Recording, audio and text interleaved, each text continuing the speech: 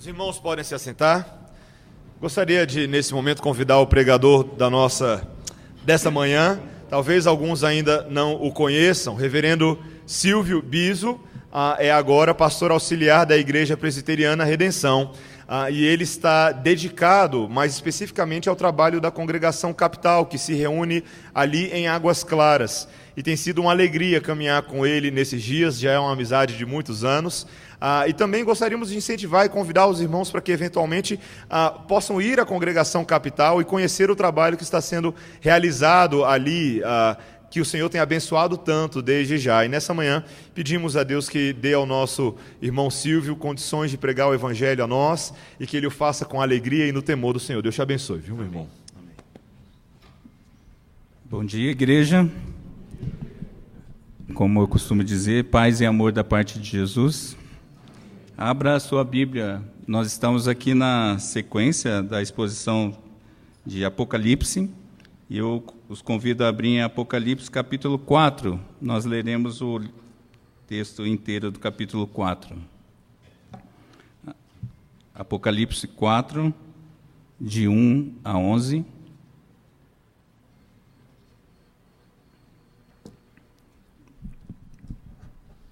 Diz assim a palavra do Senhor. Depois dessas coisas olhei, e eis não somente uma porta aberta no céu, como também a primeira voz que ouvi, como de trombeta ao falar comigo, dizendo: sobe para aqui e te mostrarei o que deve acontecer depois dessas coisas. Imediatamente eu me achei em espírito, e eis armado no céu um trono, e no trono alguém sentado. E esse que se acha sentado é semelhante no aspecto à pedra de jaspe e de sardônio, e ao redor do trono há um arco-íris semelhante no aspecto à esmeralda. Ao redor do trono há também 24 tronos, e assentado neles 24 anciãos, vestidos de branco, em cujas cabeças estão coroas de ouro. Do trono saem relâmpagos, vozes e trovões, e diante do trono ardem 7 tochas de fogo, que são os 7 Espíritos de Deus. Há diante do trono um como que mar de vidro, semelhante ao cristal, e também no meio do trono e à volta do trono 4 seres viventes cheios de olhos por diante e por trás. O primeiro ser vivente é semelhante a leão, o segundo semelhante a novilho, o terceiro tem o rosto como de homem, e o quarto ser vivente é semelhante à águia quando está voando. E os 4 seres viventes, tendo cada um deles respectivamente 6 asas, estão cheios de olhos ao redor e por dentro. Não tem descanso, nem de dia, nem de noite, proclamando: Santo, Santo, Santo é o Senhor Deus, o Todo-Poderoso, aquele que era, que é e que há de vir. Quando esses seres viventes derem glória, honra e ações de graça aos que se encontram sentados no trono, ao que vive pelos séculos dos séculos, os 24 anciãos prostrar-se-ão diante daquele que se encontra sentado no trono, adorarão o que vive pelos séculos dos séculos e depositarão as suas coroas diante do trono, proclamando: Tu és digno, Senhor e Deus nosso, de receber a glória, a honra e o poder, porque todas as coisas tu criaste, sim, por causa da tua vontade, vieram a existir e foram criadas. Oremos mais uma vez. Deus bendito, nós te louvamos pela tua santa palavra aqui à nossa disposição. Te agradecemos, ó Deus, porque temos o privilégio de termos a sua palavra disponível na nossa língua e temos a liberdade em nosso país de portá-la, de lê-la e de ouvi-la. Mas, ó Deus, suplicamos nesse momento que seja o teu Santo Espírito a falar ao nosso coração. Só assim, ó Pai, podemos aprender do Senhor e entender a sua vontade. É a súplica que eu te faço em Cristo Jesus, o nosso Senhor. Amém. Bem, o título desse sermão é Visão Além do Alcance. Obrigado, meu irmão. Que aqui vai muito. Visão Além do Alcance. Essa inspiração ela veio um pouco de ouvir o Mateus, né? O Mateus tem me feito voltar ao passado com essas introduções que ele sempre faz, E estudando esse texto eu me lembrei, e obviamente vou me entregar, né, um pouco da idade, além da barba branca, do desenho que passava na década de 80, que se chamava os Thundercats. Era um desenho, eu já ouvi alguém se entregando aí, né, dando uma risadinha. Os Thundercats eram um desenho de um grupo de felinos, não é, que eram super-heróis, e eles tinham um líder chamado de Lion. Lion era o principal deles, era o líder de todo aquele grupo. E eles tinham ali uma característica que eles tinham, que eles tinham armas pessoais, além deles serem bons de pancadaria, não é? Eles tinham armas pessoais, cada um tinha uma arma específica, e o Lion tinha duas. O Lion tinha uma garra e uma espada. Essa espada que é o grande detalhe, ela possuía algo que se chamava olho de Tandera, e eu estou te explicando porque você que não é dessa época precisa entender esse desenho super legal. Ela possuía um olho que se chamava olho de Tandera, e que ao ser invocado, e eu não vou fazer aqui o movimento da invocação, mas era um movimento muito legal, e a Eliane Cruz já se entregou ali também. Quando ele era invocado, ele dava uma visão além do alcance. Esse era o detalhe, ele clamava isso, me dê visão além do alcance. E isso acontecia, ele conseguia ver o que estava acontecendo muito distante, às vezes do outro lado do planeta onde eles moravam, tal.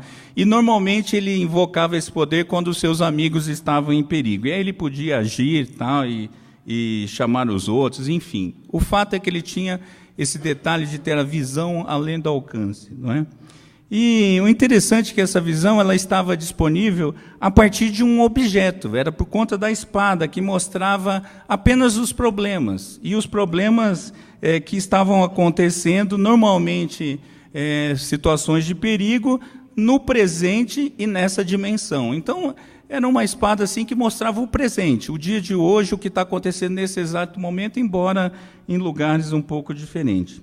Mas no Apocalipse, nesse livro que nós lemos aqui, nós temos o apóstolo João tendo uma visão além do alcance, sem dúvida alguma, não é? Mas não por um objeto pessoal mágico. João não tinha um objeto ali, não é? E nem para ver problemas. João não invocava, ou sequer foi chamado para isso, né? Para ver problemas. O que ele tinha, na verdade, era que o que ele enxergava além do alcance era dado diretamente por Deus. Deus o deu essa visão. E outra, ele não enxergava o presente, mas ele viu o futuro, nesse capítulo 4. E não só isso, ele não viu a visão terrena, mas ele viu a visão em outra dimensão, ele viu o céu. E quando eu era criança, que eu assistia esse desenho, eu achava aquela visão além do alcance o máximo, né? Era algo que eu queria ter, não é? Mas eu jamais imaginava, depois da minha conversão, né, que eu fui descobrir isso, como aquela ficção não chegava nem perto daquilo que Deus fez, e do que Deus pode fazer, e daquilo que Deus fez com o seu servo João. João, de fato, teve uma visão além do alcance. Mas o que nós aprendemos, então, com essa expressão, com esse título, não é? Com esse texto? O que João teve de fato e de verdade como visão? João viu o trono celestial. João, ele não só enxerga com todos esses símbolos, aliás, esses símbolos são tão fantásticos. Todo o livro de Apocalipse, o Spielberg, que é alguém que eu admiro, jamais conseguirá fazer um filme que sequer chegue perto essas simbologias todas, essa história toda, e ó que eu sou um fã convicto de Star Wars, então ele não chega perto disso, não é? Nem ele, nem os outros, eu falei do Spielberg, mas Star Wars é outro, você sabe, né? Eu não esqueci isso.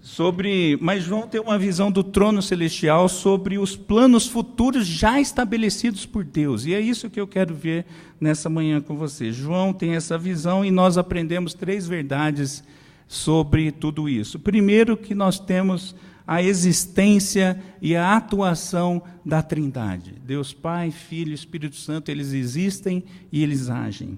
Segundo, nós aprendemos sobre o governo de Deus, o governo absoluto do Senhor.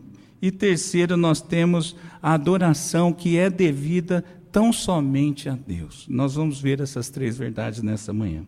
A primeira delas é que João, então, contempla a existência e a atuação da Trindade. No livro de Apocalipse, vocês viram aqui nessa série, João tem a sua primeira visão, que vai do capítulo 1 até o capítulo 3. E ali João vê a igreja do Senhor na terra e Cristo no meio dela. Então, João, na primeira visão, tem uma percepção da igreja como um todo, as 7 igrejas, não é? As cartas à igreja, as 7 igrejas, e Cristo no meio dela, governando, orientando. Mas agora, na segunda visão, João vê uma porta aberta no céu, não é? A porta da revelação, como diz alguns autores, alguns comentaristas, e ele contempla o próprio céu. João olha, tem uma visão e ele vê o céu, e a partir de uma porta ele consegue aprender de Deus de uma dimensão muito maior, de uma dimensão que ele jamais tinha experimentado. Então, o interessante aqui, meus irmãos, é que João, por exemplo, não foi o único a ter permissão de perceber, ou o grande privilégio de ver o céu. Por exemplo, Jacó, em sonho, ele viu o céu e viu a porta dos céus. Isaías, Ezequiel, Daniel viram o trono de Deus nos céus. Paulo, numa visão, foi arrebatado ao terceiro céu. Então, João é mais um desses privilegiados que enxergam, que tem uma visão além do alcance dada por Deus.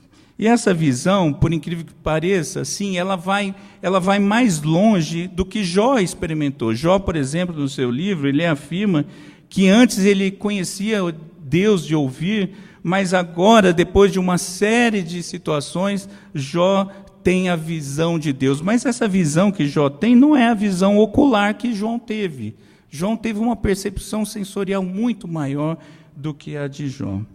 Bom, então nós temos aqui nesse primeiro ponto que João vê a Trindade. Ele vê Jesus, ele vê o Pai e ele vê o Filho.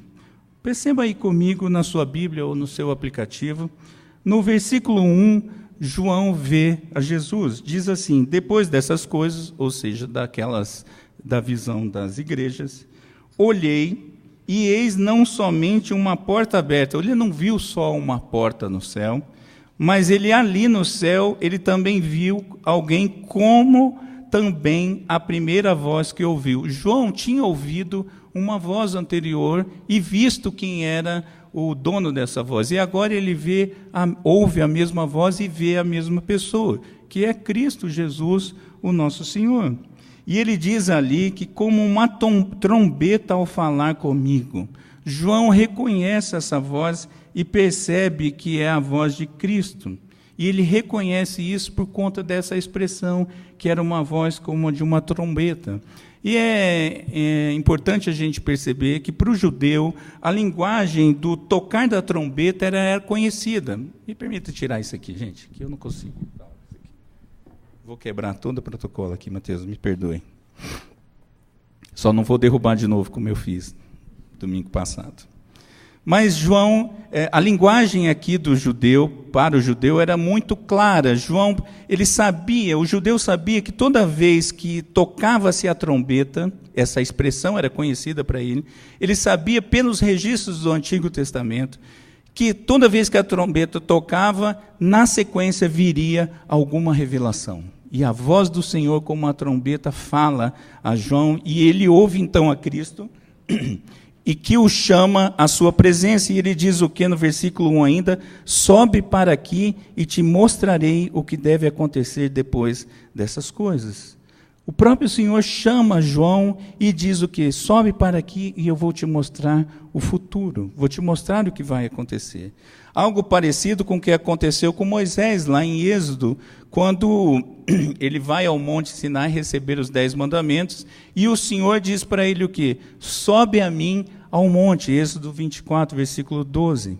Então aqui João está tendo essa experiência o primeiro que ele vê a Cristo ali naquele momento. Mas não só Cristo, ele vê também ao Pai, versículos 2 e 3, que diz assim: imediatamente eu me achei em espírito, e eis armado no céu um trono, e no trono alguém assentado.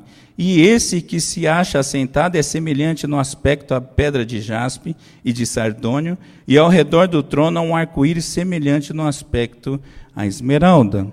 João vê o próprio Deus Pai, porém, como diz Paulo a Timóteo, 1 Timóteo 6,16, é impossível ver a Deus, porque ele habita em uma luz inacessível e homem nenhum pode ver, nem o verá em nenhum momento, nem na eternidade. Então, como eu afirmo que João viu a Deus Pai? Simples, João o vê por meio de sua glória.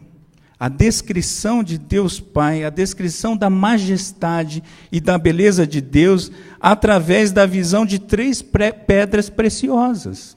É um brilho ali, o relato aqui é usado 3 pedras que brilham, que são lindas, que são maravilhosas, e que a luz do Senhor diante do seu trono deixa tudo absolutamente invisível de quem está no trono, mas uma beleza sem par. E eu fico pensando aqui como descrever tudo isso. Porque eu mesmo, agora, eu mesmo estudando, eu fico procurando palavras, eu acho que essa é uma limitação nossa como ser humano, para descrever a beleza da glória de Deus. E João ali naquela visão maravilhosa, ele reconhece 3 situações, pelo menos. Ele vê a pedra de jaspe, que era uma beleza própria, ele vê sardônio, que era uma outra pedra também chamada cormalina, e ele vê esmeralda, mas a esmeralda é interessante que ela está refletida no arco-íris. Engraçado que a nossa visão de arco-íris são 7 cores, não é? Mas aqui se destaca a esmeralda, e ela circunda o trono de Deus, e toda essa majestade, toda essa glória, toda essa beleza, traduz para João que ali é a presença de Deus Pai, assentado no trono celestial.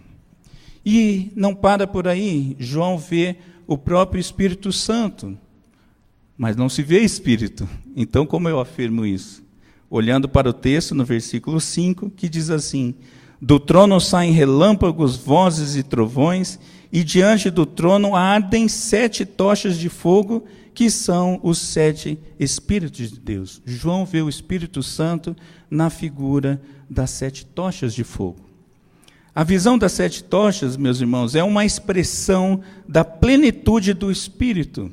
Quando nós temos o número 7 em Apocalipse, toda vez que esse número aparece associado ao Espírito, ele está falando da plenitude do Espírito Santo. E ali ele percebe então que é o próprio Espírito Santo de Deus que também está presente ao redor do trono, na presença do Pai. Nós temos aqui também uma figura, as 7 tochas, que ela é a lembrança do símbolo de combate de Gideão. Gideão tinha uma espécie de emblema, de brasão, que significava isso também. Mas eu fiquei lembrando que o Espírito Santo, ele foi visto lá no batismo de Jesus como uma pomba, um serzinho simpático, bonitinho, fofinho, não é? Mas agora ele é visto como as 7 tochas de fogo, a expressão da justiça de Deus ali manifestada no Espírito Santo. E em meio a uma visão do trono, na manifestação da majestade e da glória de Deus, o Espírito Santo está ali também se mostrando como parte da Trindade, como um ser da Trindade, com essa figura dos relâmpagos e dos trovões. Isso aconteceu também, Moisés experimentou isso lá no Monte Sinai, antes dele receber os 10 mandamentos. Depois você verifica lá, Êxodo 19, 16, Moisés teve essa mesma experiência, de ver trovões, relâmpagos e a voz do Senhor ali. Então João percebe a presença da Trindade plena ali naquele trono celestial. E a palavra trono aqui ela é especial, e nós vamos perceber isso daqui a pouco. Mas a Trindade não está apenas parada, simbolizada nesses elementos, ela está em ação. nós vemos aqui João percebendo toda a ação da Trindade. E como eu digo isso? Jesus está chamando João e mostrando a João a possibilidade de enxergar o futuro, as coisas de Deus. E é o Senhor que chama, e é o Senhor que revela normalmente. E é assim que a gente entende o Senhor. Nós temos também Deus assentado no trono. Mas assentado, ele está parado. Não, meus irmãos, Deus está assentado no trono porque ali é a posição de quem reina.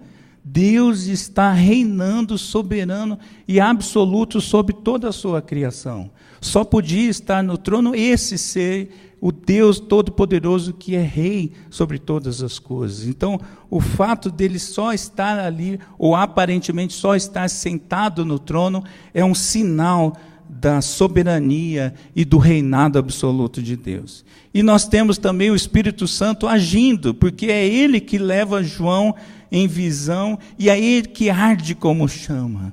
Então nós temos a Trindade não só presente, mas atuando. E nós sabemos pelos outros relatos bíblicos que a Trindade age assim, e a obra da salvação foi assim, a obra da criação foi assim, toda a Trindade presente e participando, e cada um com um papel muito específico. Mas nós temos uma segunda verdade aqui, que é João contemplando o governo absoluto de Deus. Ele primeiro enxerga a existência da Trindade em ação, mas agora João contempla o governo absoluto de Deus. Deus está entronizado e governando o universo que ele mesmo criou. E isso é extremamente importante. E essa expressão é algo antiga. Davi declara isso no Salmo 103, versículo 19, que diz assim: nos céus estabeleceu o Senhor o seu trono e o seu reino domina sobre tudo. Desde o Antigo Testamento, há a noção de que Deus criou todas as coisas e que é soberano sobre todas as coisas. A palavra trono nos remete à honra, à autoridade e à justiça. São expressões que estão sempre associadas à palavra trono. Essa palavra ela é tão presente e tão importante que no Novo Testamento ela aparece 67 vezes. Agora, 47 vezes só no livro de Apocalipse. E 12 vezes só no capítulo 4. Capítulo 4 tem 11 versículos e aparece 12 vezes a palavra trono. E é o trono de Deus. Isso é importante porque nós entendemos essa manifestação da soberania de Deus assentado no seu trono, reinando absoluto, governando, cuidando de tudo. Essa palavra não é uma palavra simples qualquer. É uma palavra que traduz toda a soberania de Deus, cuidando de toda a sua criação, espalhada por todo o universo. E aqui no capítulo 4 nós aprendemos algumas coisas também sobre esse governo absoluto de Deus. Nós aprendemos que o governo de Deus vem do céu. Olha que informação interessante. Porque nós estamos acostumados, como seres humanos caídos, com autoridades terrenas, humanas, locais, que a gente acha que são poderosos, governadores, presidentes de países que acham que são poderosos, mas que não são nada, porque o governo de Deus está assentado no trono do universo, na posição mais alta que pode existir nesse universo.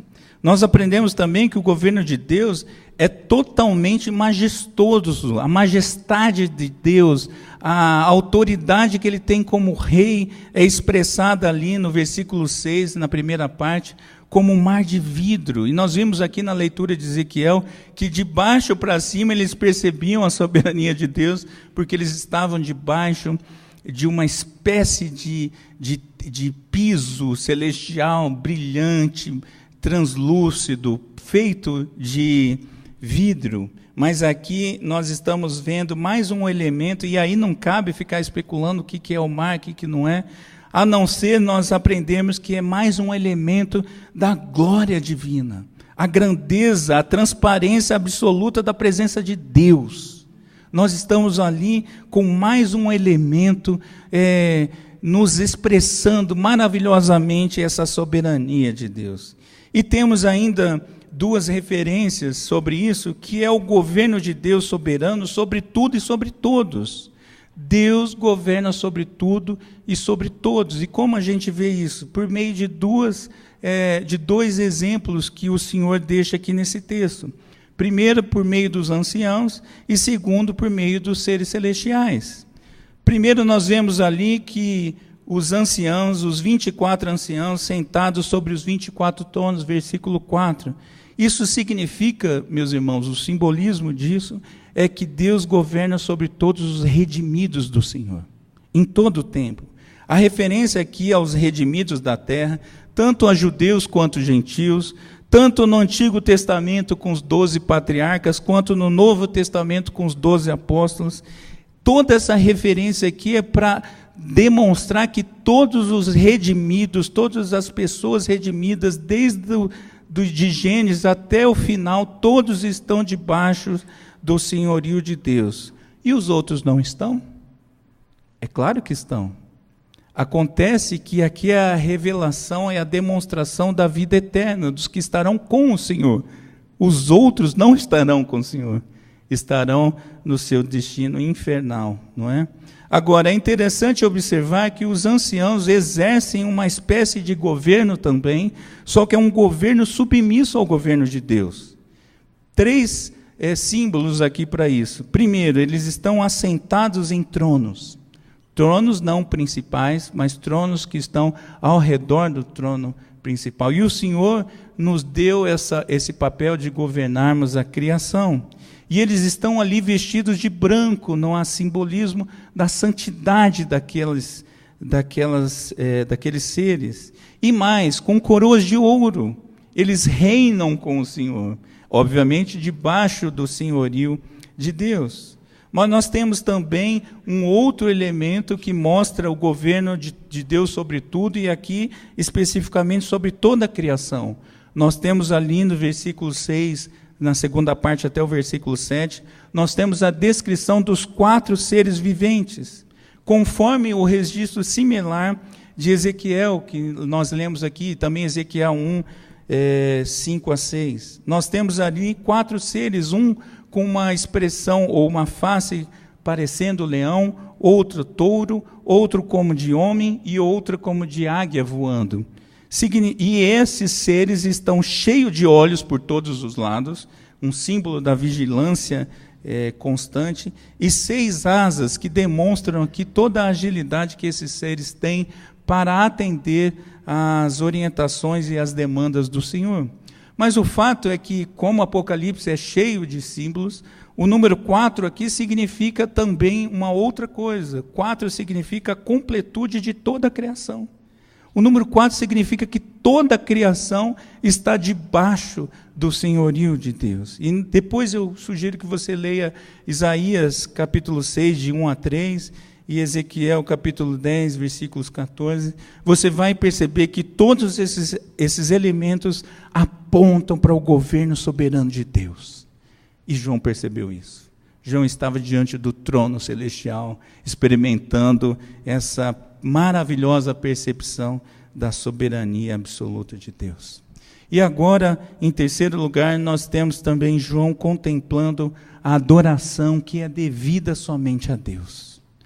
Versículos 8, na segunda parte até o versículo 11, diz assim: E os 4 seres viventes, tendo cada um deles respectivamente 6 asas, estão cheios de olhos ao redor e por dentro. E aí diz: Não tem descanso, nem de dia nem de noite, proclamando: Santo, Santo, Santo é o Senhor Deus, o Todo-Poderoso, aquele que era, que é e que há de vir. Quando esses seres viventes derem glória, honra e ações de graças ao que se encontra sentado no trono, ao que vive pelo século dos séculos, os 24 anciãos prostrar-se-ão diante daquele que se encontra sentado no trono, adorarão o que vive pelos séculos dos séculos e depositarão as suas coroas diante do trono, proclamando: Tu és digno, Senhor e Deus nosso, de receber a glória, a honra e o poder, porque todas as coisas tu criaste, sim, por causa da tua vontade vieram a existir e foram criadas. João agora percebe que tudo concorre para a glória de Deus.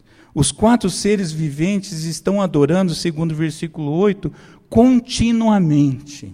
Em todo o tempo eles estão prestando culto a Deus.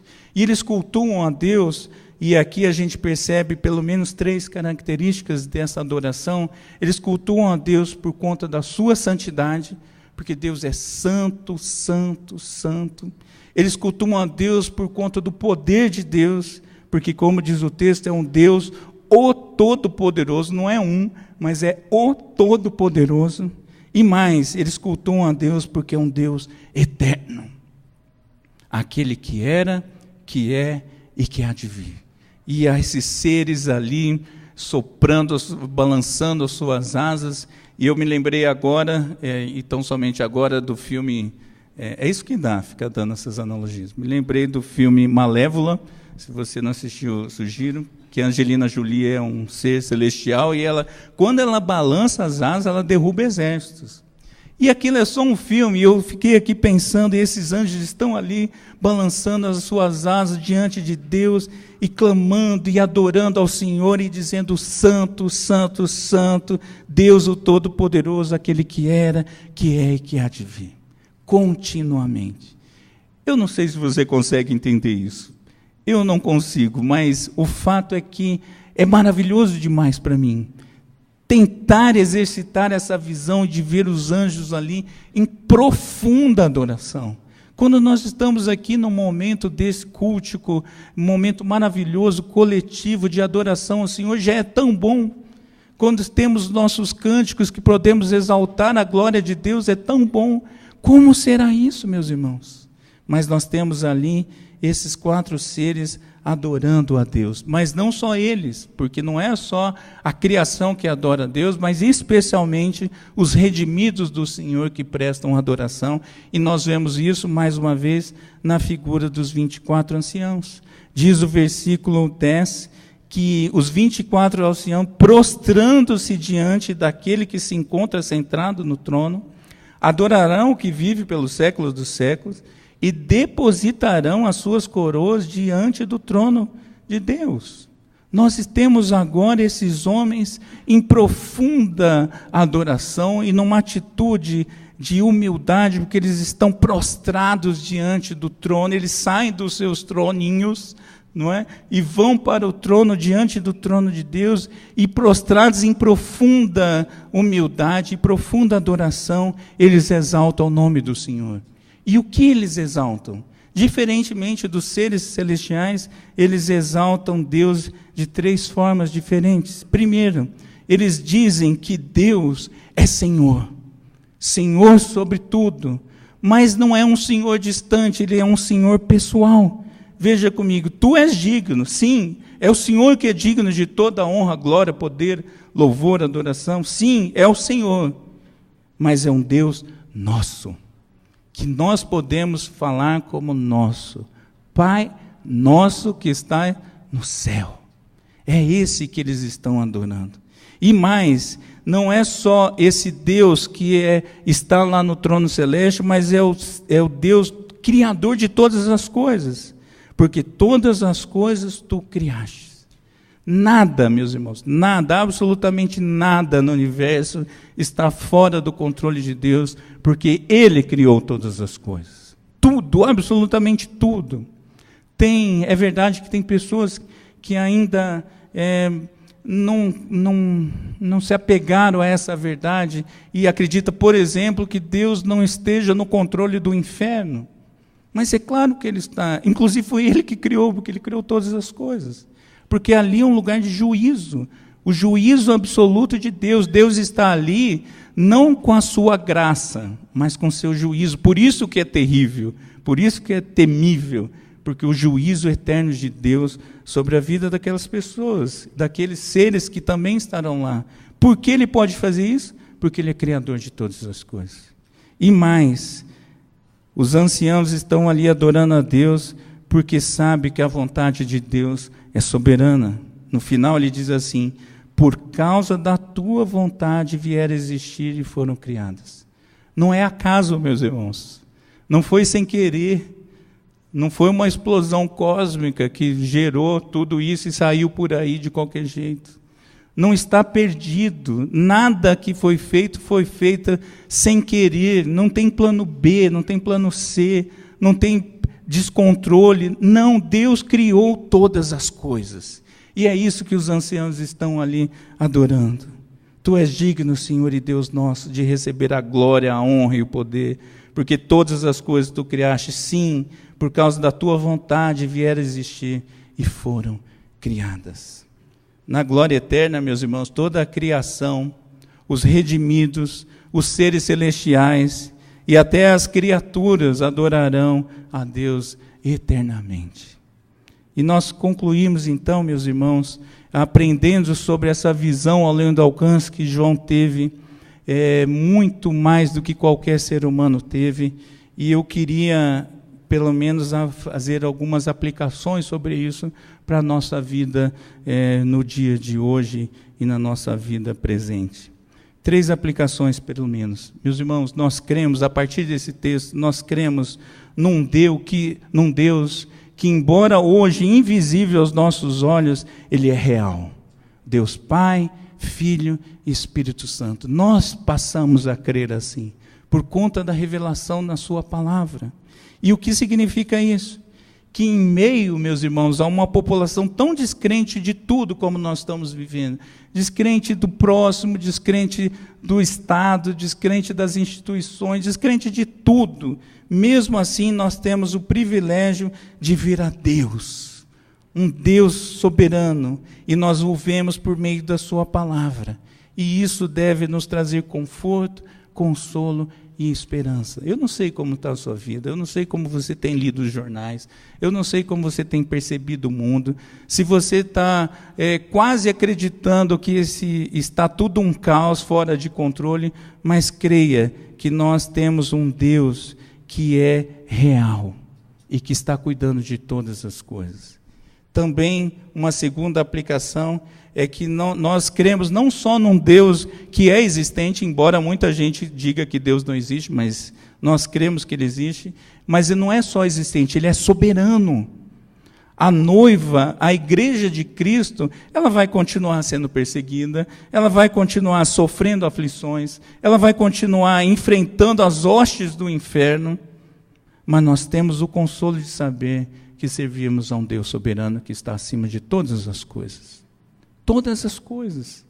Hoje a gente olha ali para fora, a gente vê um céu nublado, que torna o dia um pouco mais escuro, e às vezes a nossa vida está debaixo de uma tempestade, não é só um céu nublado, mas literalmente uma tempestade, mas o fato é que acima das nuvens da tempestade, o sol continua brilhando.